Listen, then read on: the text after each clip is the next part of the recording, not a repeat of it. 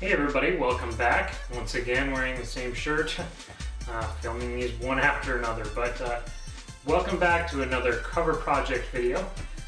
In this video I'm going to talk about the Nintendo 64, and I think you guys know why. So you got a Nintendo 64 cartridge, and you know, they didn't put end labels on them like they did on the NES or the SNES, so it's kind of hard to display them, and I've seen people do like, you'll see a lot of cartridges where they just write on the top here, and that pisses me off with a marker. But I've seen people do like, they'll print out something and make a label that looks like something off the original box, which is a pretty cool idea.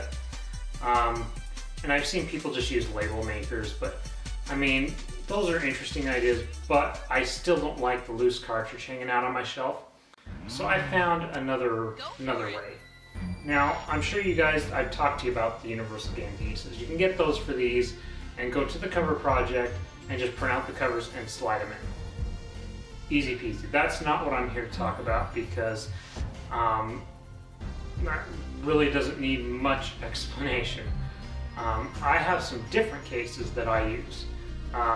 These are what I am using to store my Nintendo 64 games in. And they're officially licensed by a company. They're from a company called Pride. And I bought a bunch of these back in the day when I first got my N64. And this is how I've been storing them. Now, unlike the Universal Game cases, there's nowhere to put a cover. I can't slide a cover in here. There's no plastic. So that's kind of unfortunate. But on the inside, it's molded exactly to fit your Nintendo 64 cartridge, and also there's a spot right there for a memory pack. So that's pretty cool. The fact that it says Nintendo 64, I don't care about. They also had some that had like Banjo-Kazooie characters on them, and they actually come in 3 different colors. Well, the clear, not color. But they also have translucent green and translucent blue. You can find these on eBay. They aren't the cheapest. That's how I've had to find mine, and I've had to be patient and find the right lots to get them for a decent price. And I do actually need a couple more to finish the few games that I have left that I want to get for the Nintendo 64. So basically, yeah, you get your cartridge in here, and you see it fits nicely. It doesn't rattle around too much, unlike the Universal Game cases. But then you can get your manual here, and I've got an operations card. But put it in with the game, and it doesn't rattle around even less. But you know, now you've got that on the front, and that's nice. But the ends of these are just clear, so you're just seeing basically seeing into the context of the game. Well, I decided I was sick of looking at that. I want a way to display the game so that I don't have to sit here and pull each one out and go, oh, finally, here's Mario 64. So I printed out some end caps. Basically, they are from straight from the retail boxes, and this is what they look like. Maybe that gives you a better idea, but now they display on my shelf a hell of a lot better. And so basically what I do is I go over to the cover project and I grab the retail covers. You can pick the vertical covers. You're gonna have better luck finding retail covers for all the N64 games rather than the verticals, but I mean, you can make your own if you wanted to. But I stuck with the retail. And so basically all I have to do is bring it into Photoshop, which is what I use, or you can use Paint or GIMP or whatever photo editing program you want to use, and I print them out. And here's a group of them. I mean, this was on a sheet that was this long, but I cut it off.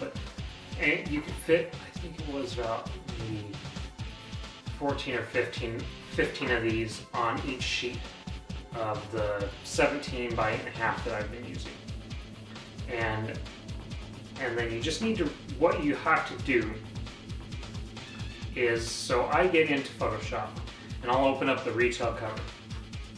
And what I will do is I will pick the selection tool, and I will change it so that its selection is 300 pixels wide by 21 high.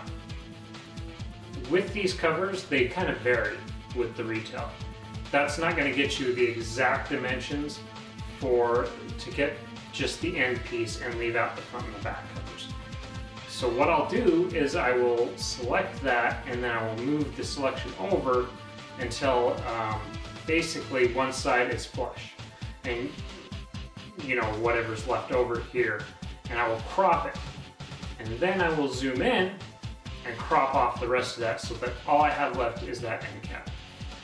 And then I will make any adjustments that I need to make if I do, but usually what I'll just do is I will resize it.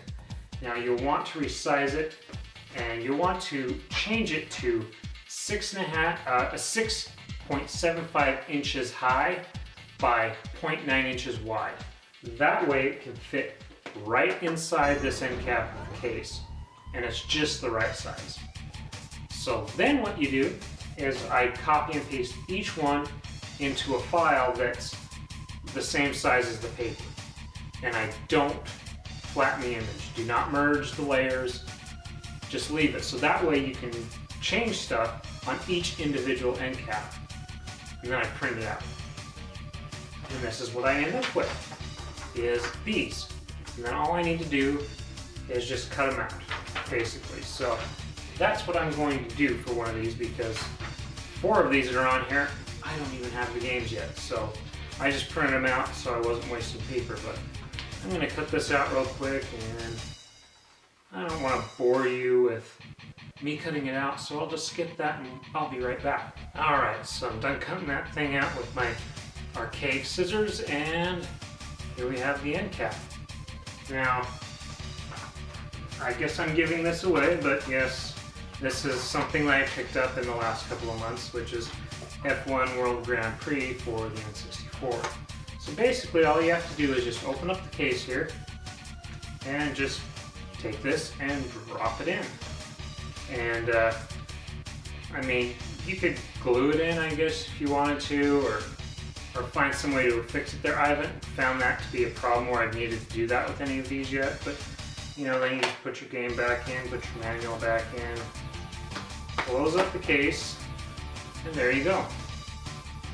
Now it's going to display nicely on your shelf. You're going to know what game it is. Yes, I know the cases are going to be kind of an investment, but I think that it works a lot better than, I don't know, I like the idea better than the universal game cases. In fact, because I just don't like how the games fit in there. There's somebody that's trying to do cases specifically molded for games. I sent him one of these cases to try to do one for the N64 with the memory pack as well. And we'll see what comes of it. I haven't heard anything for a while, so I'm just sticking with these. If he comes up with those, and he said he would send me a prototype since I sent him a case.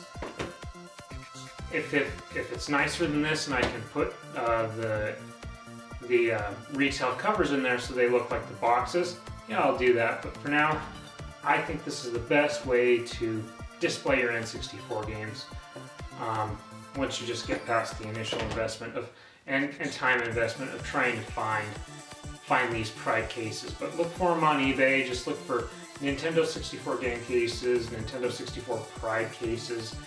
That's usually what I look for. And yeah, hopefully that helps you guys out. You guys that are collecting for the N64 and want your games to look nice on your shelf, I think this is a good way to do it. But yeah, thanks for tuning in. If you have any questions, just ask them down below. If you got any comments or any ideas, you know, add to the discussion, give people some help with their collections and how you display them. You know, comment down below.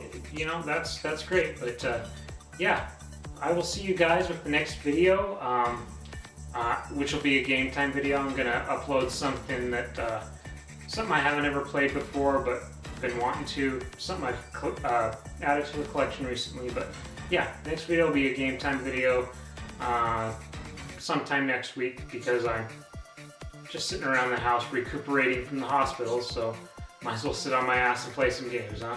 So, thanks for tuning in, guys. We will see you soon.